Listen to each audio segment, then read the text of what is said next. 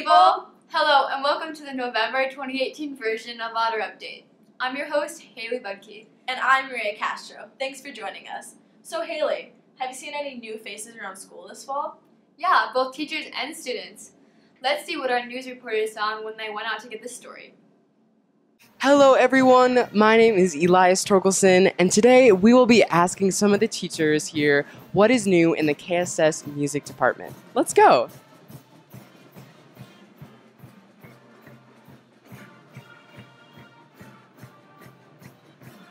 Well, there's lots of new things in the music department. We've got new staff members with Dane Froyland in the choir and Dan Allender in the orchestra. In the band department, we've got a lot of exciting things happening this year. Wind Ensemble is going to take a trip to Concordia College in January and visit the campus and work with their staff there. And we've got many guests coming in this November. We've got Erica Anderson's coming. She's a professional bassoon player. Dr. Kenyon Williams is a professional percussionist at Minnesota State University Moorhead. He's coming to work with students. University of Minnesota Morris Jazz Ensemble is coming and playing. And then we just had Augsburg College come and visit with their director, Dr. Erica Savano. And one of the reasons we worked that out to have Dr. Savano here is because the band has commissioned her. We paid her to write a piece of music for the mass band concert in March. And that piece is going to be based on the Kirkbride building and the history of it. And she's a very intelligent, great composer that has started doing some great work on the piece. What's new in the orchestra department? We have a new teacher. Mr. Allender is coming from Salt Lake City. He's taught for 6 years already. He's taking over for Mrs. Strum, who retired last year. There's more kids than ever in orchestra, which we're super excited about. We now have 2 high school orchestras, and it's musical season. So I struggle to put 3 words together because I'm so tired. You know, yeah.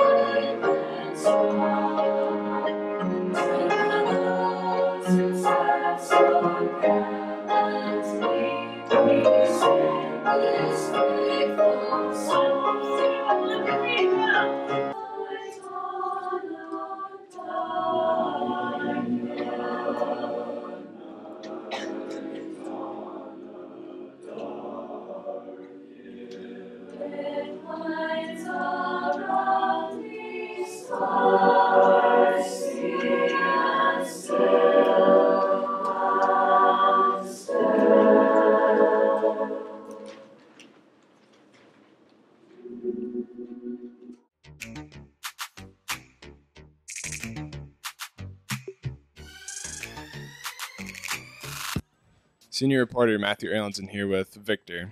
So, Victor, where are you from? I'm from Brazil. How is it different here in the U.S. from Brazil? The temperature, the weather, and here's like so safety. That's it. What do you miss most from Brazil?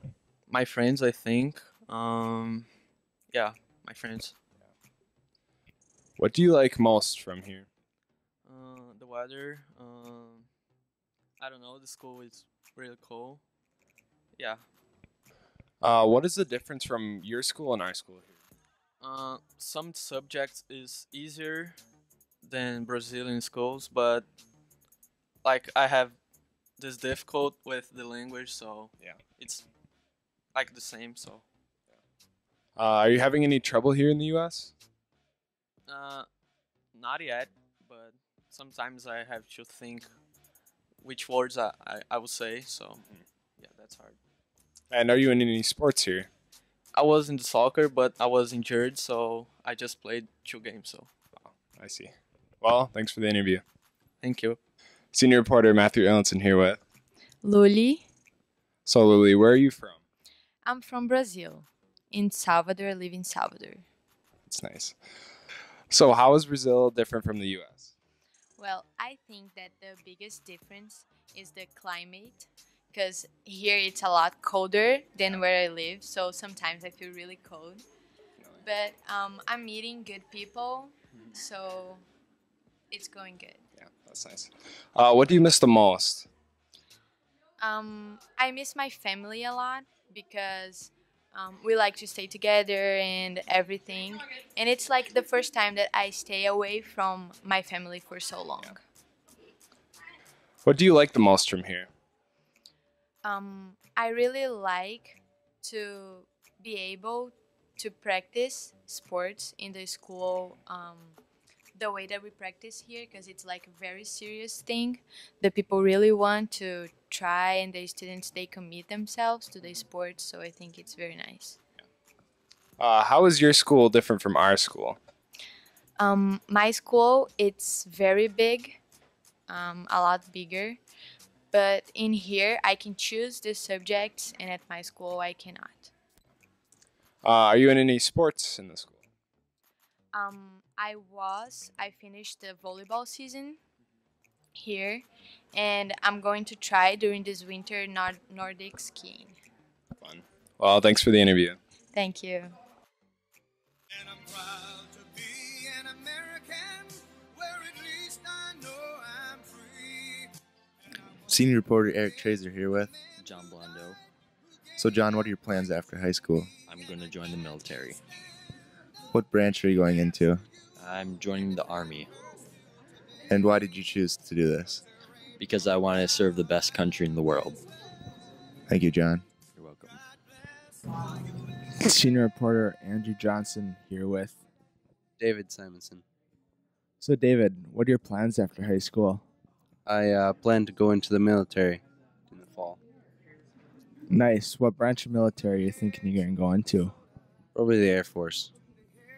What are you going to do in the Air Force specifically?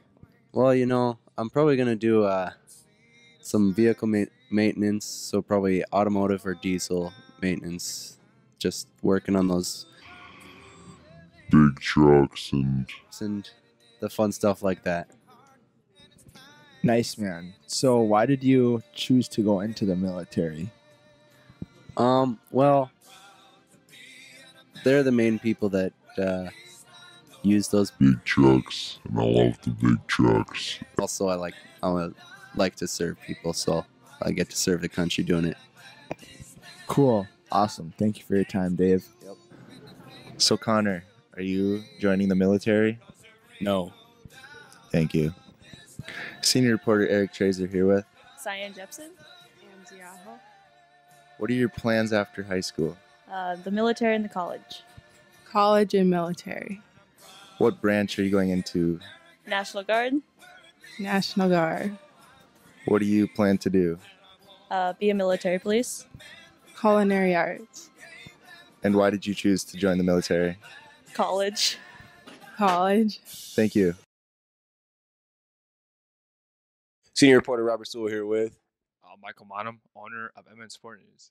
Heck yeah, man. All right, Mike Monum, when did you get your page started on IG? July of 2016. All right, so Mike, how many followers do you currently have on the gram? 34,500. All right, so since you started dropping merch, how much have you sold so far? So far I've made like $150. So some stuff, some All right. clout. Who would you say is your biggest purchaser of merch so far? Probably PJ, honestly. About like 2 things, Last question for you there, Mike. I know you're a busy guy with the page and all. Who would you say, as of right now, is your top contender for follower of the year? It's gotta be my boy PJ. I mean, he's liked every single post. Scroll down on that thing. Sauce, gotta be PJ. All right, man. Hey, thanks for the interview, dog. No problem, Dad. Senior reporter Robert Sewell here with Jack Culbertson, Brock Kutchvar, and Parker Jacobs. Perfect. All right, boys. So, JC, where would you say you typically go to get most of your Minnesota news on sports? I'd have to say I pop off on the gram, look up my boy Mike Monum's page on MSN, aka MN Sport News. All right. B-Kotch, you copped any merch yet from MSN? Yeah, I got a white Supreme long sleeve. It's probably my favorite long sleeve that I have. It's pretty fresh. Yes, sir. All right. PJR. So would you say, as of right now, you're in one of the top rankings and top selections of follower of the year?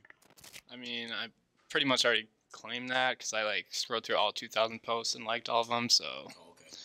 I already got it in the bag. All right, we got the top 3 fans. So, where would you say you typically go to get all your news about Minnesota sports? MSN. MSN. MSN. MSN. MSN. MSN. Haley, get off your phone. We're in the middle of a news show. Ugh, sorry. I was checking out the latest scores on Minnesota sports news. I can't believe that we know that guy. I know, it is pretty cool. Anyway, so you know how everyone says that Fergus Falls is so boring? Yeah. Well, I feel like they haven't taken the time to look for all the cool things in our town. Like, we have Dance and Dessert, the Winter Festival, and the new library. Really? I had no idea. Well, let's see what our news reporters found when they headed out onto the streets. Senior reporter here with Mary Pettit. What is Dance and Dessert? Dance and Dessert is a collaborative event with a Center for the Arts that started almost, it's 24 years ago. And what are the performance dates of Dance and Dessert? This year, the performance dates are December 1st, which is a Saturday at 2 o'clock, and Sunday, December 2nd at 2 o'clock. And then we are also doing 2 performances for school groups on Tuesday, December 4th. And how much do tickets cost? Tickets for the public performances, which are the Saturday and Sunday performance, are $8 for students. So that's a really good deal for students, and $18 for adults. And what different types of dances are in Dance and Dessert this year? We feature usually ballet, jazz, modern, and tap. We have some little children's dance styles with the kindergartners. We have a younger ballet class that's featured also. And what are your thoughts on the cast this year? We have a pretty fabulous cast. I always feel like we have a fabulous cast because it's kids who are working really hard. It's a process for them. But it's a little bigger cast than we've often had in the past. I think we have 23 this year. Thank you for your time. Thank you, Megan. Senior reporter here with Izzy Krameyer, JC Johnson, Lindsay Pedersen. So, how many dances are you in? 12 classes in a week and 10 dances for Dance and Dessert. I'm in 8 pieces for Dance and Dessert and 4 classes in the week. 12 and 10. And how many hours do you put into Dance and Dessert? It varies every weekend, but at least 10. And what is your favorite dance that you will be performing? A Spanish duet. Tightrope, our jazz piece. Probably the new ballet piece I'm in. Okay, thank you guys. Thanks. Senior reporter Mackenzie Sowers here with Lily Stumbo. Anna Reard. How many dances are you in? I'm in 9 this year. I think I'm in 8. So how many hours do you put in for Dance and Dessert? In 1 week? Yeah. Anywhere from like 6 to 12, but once we get closer to the show, probably like 20. Yeah, it really depends on like where we are in the rehearsal process. So what is the name of your favorite dance that you are going to be performing? Mine is to the Christmas song by Ella Fitzgerald, and it's a modern piece that I have a solo in. My favorite piece is a point number I'm doing with Britta Sonmore and Mara Pausch. It's called She Just Wants to Dance. Well, thank you guys for your time.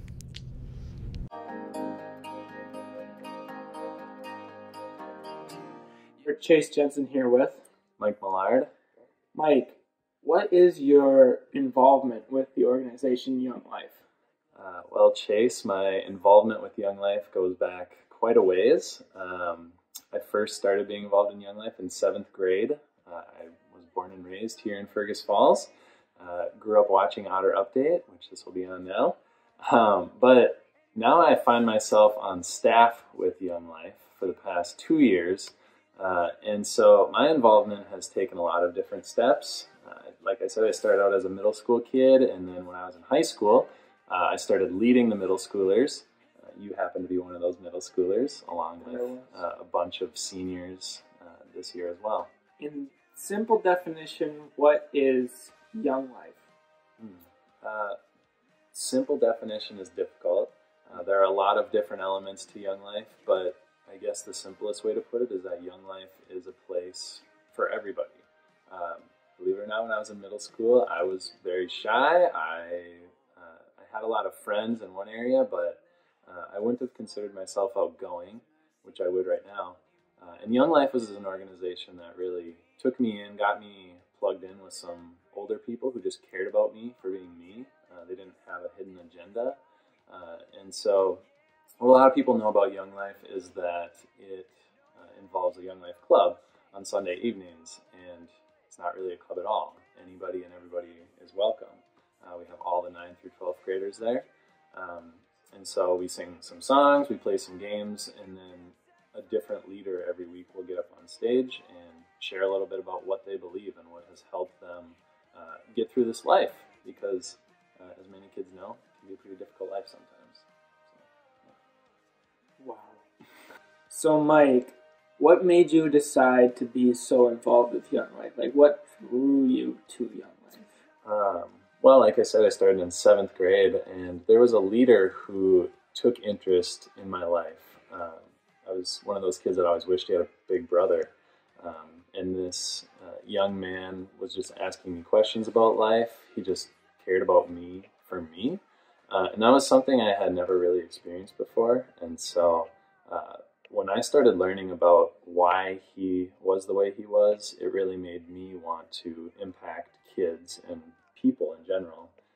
Just everybody I met, I wanted to care about them. I wanted to learn more about what I believed and what my leaders believed. And so I think, like I said before, I just love that Young Life is for everybody. You don't have to be the best player on the football team. You don't have to be the worst player on the chess team. It's for every single person. And so, yeah, I've loved staying involved. Awesome.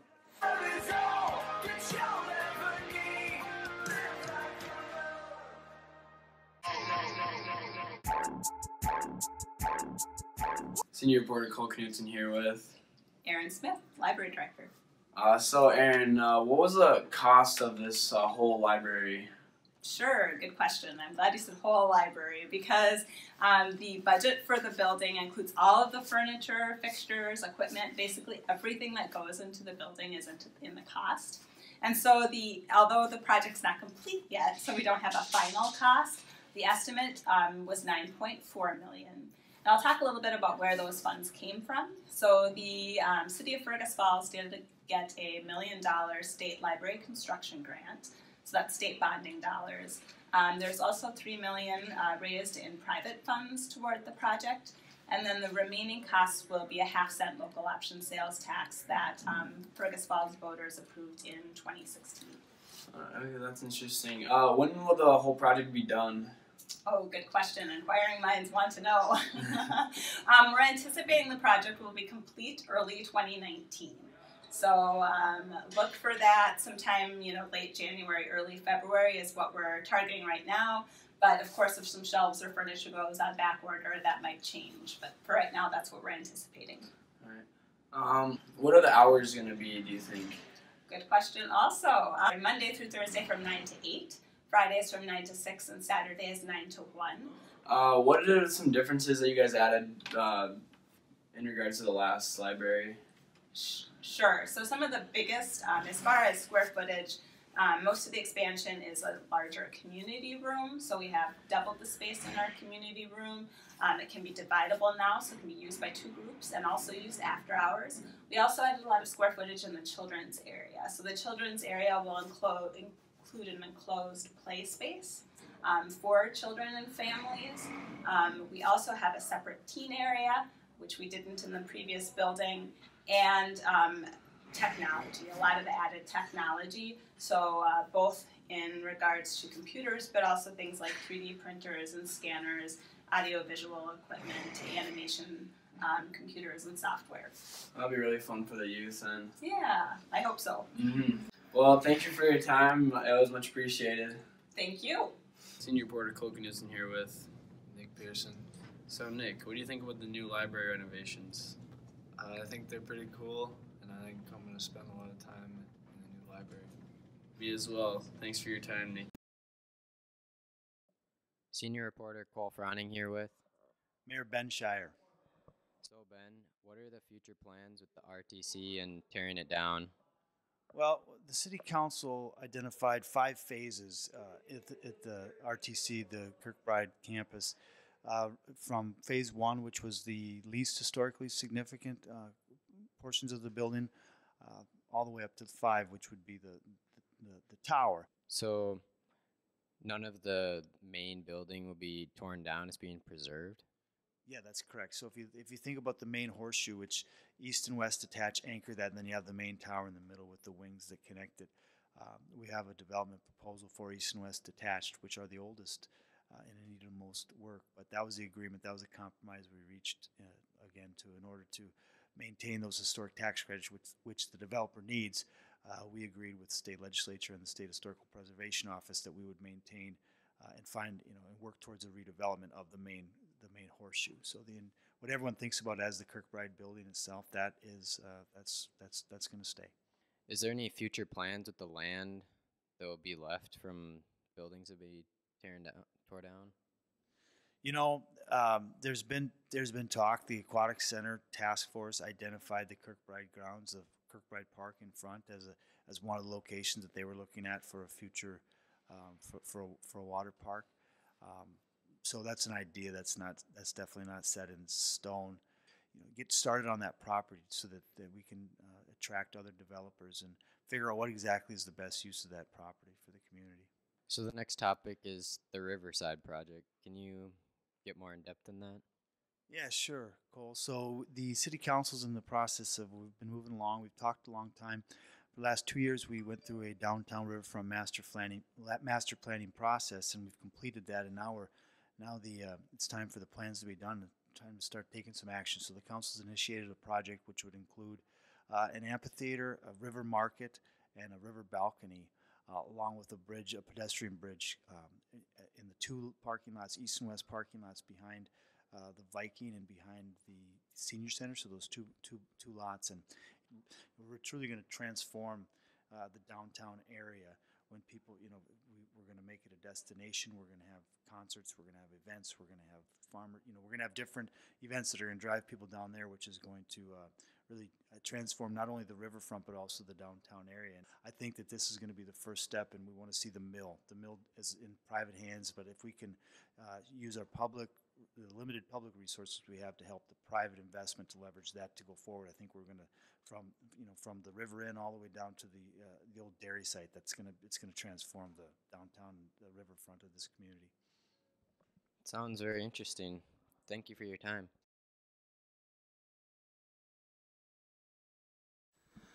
Junior reporter Logan Bachman here with Natalia Bowman. And we're going to be asking about the River Festival. So, what is the festival for?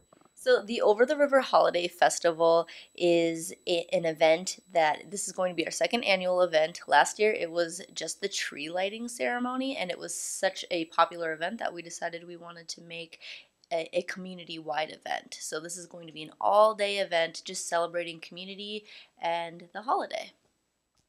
Awesome. All right. And then where is the festival going to be taking place?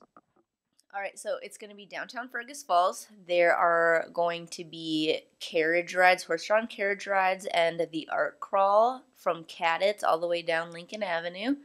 And then Court Street from Lincoln to City Hall will be closed down, and there's going to be holiday music and art vendors and food vendors that will all be on that street. And then it will end at Wright Park, right by the river, with the tree lighting and then the fireworks display. Perfect. All right. And then when will the fireworks be taking place? So the fireworks are going to be kind of the grand finale of the event, and that will be about 6:30 on December 1st, Saturday. So in the evening, once it gets dark, and then we do the tree lighting right at 6:30, the fireworks will take place immediately after. All right. And then would there be anything else you'd like to add? Yeah, so this event is free to the public. So there's going to be a lot of fun, kid-friendly events, Santa and games and activities, bonfires. Lots of shops will be having their sales, live music all day. So we have Fergus Falls band, a brass band coming, and we also have the 204th Army Brass Quintet from Fort Snelling coming down also. So there's going to be live music, food, fun, lots of activities all day long, and then we'll just culminate with the tree lighting and fireworks at the end. So Awesome. Thank you. yeah, thank you.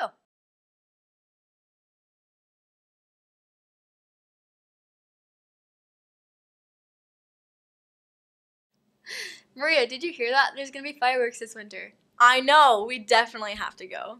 I can't wait. Well, for now, we have to go, but we're going to leave you with some student projects. These are PSAs about the dangers of vaping. It's becoming a problem, people. Don't do it. Seriously. Thank you for coming to this edition of Otter Update. See you next time, KSS. Bro, seriously, you gotta try the Jewel, man. Nah, man, I don't do Jewels. You're lost.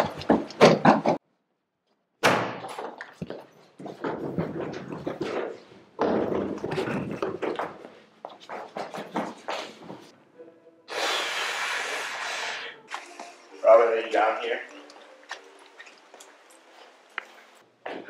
Robert, I know you're down there. What's up, Shootsley? Finally want to try my Jewel? No, man, you know that stuff's bad for you, right? My Jewel? What could possibly happen? Side effects may include dizziness, nausea, and coughing. No real jewels were used in the filming of this video. For more information, please go to www.nomorejewels.gov or call our hotline at 1-800-BAD-VAPES. Pipe it up, pipe it up, pipe it up, pipe it up, pipe it up, pipe it up, pipe it up, pipe it up. Wow, she's so cool. Pipe it up, pipe it up. 1 of every 13 teens will die from a tobacco-related disease. E-cigarettes contain over 7,000 chemicals causing cancer. Teens vape without knowing the risk. Vaping leads to death. It's not cool to be dead.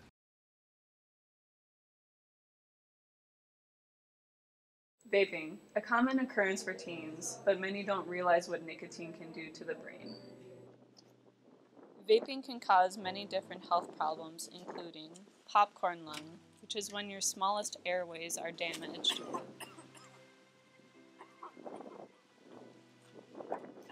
nosebleeds,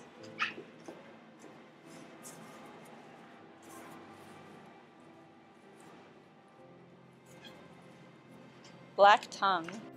What's wrong with your tongue? It's fine as long as my teeth aren't black. And nausea.